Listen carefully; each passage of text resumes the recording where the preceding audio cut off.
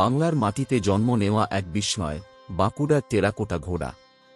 হাজার বছরের শিল্প ঐতিহ্য আজও বিশ্বমঞ্চে বাংলার পরিচয় বহন করে চলেছে।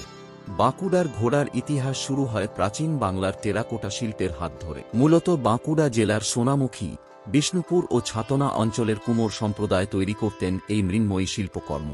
এই ঘোড়াগুলি মূলত ছিল ধর্মীয় ও লোকাচারিক উদ্দেশ্যে ব্যবহৃত, দেবতার উদ্দেশ্যে উৎসর্গ করা অথবা মন্দিরের সাজসজ্জার জন্য। বাঁকুড়ার ঘোড়ার সবচেয়ে বড় বৈশিষ্ট্য হল তার নিখুঁত সামঞ্জস্যপূর্ণ আকার এবং দৃষ্টিনন্দন অলঙ্করণ। সাধারণত এগুলি লালচে বা মেটে রঙের হয়ে থাকে। প্রতিটি ঘোড়ার গায়ে ফুটিয়ে তোলা হয় জটিল প্যাটার্ন, গহনা, ফুলপাতা আর এক অসাধারণ শিল্পকৌশল।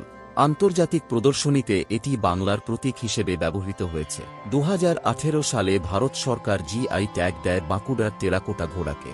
আজও বাঁকুড়ার গ্রামগুলিতে দক্ষ মৃৎশিল্পীরা প্রজন্মের পর প্রজন্ম ধরে তৈরি করে চলেছেন এই অনন্য ঘোড়াগুলি।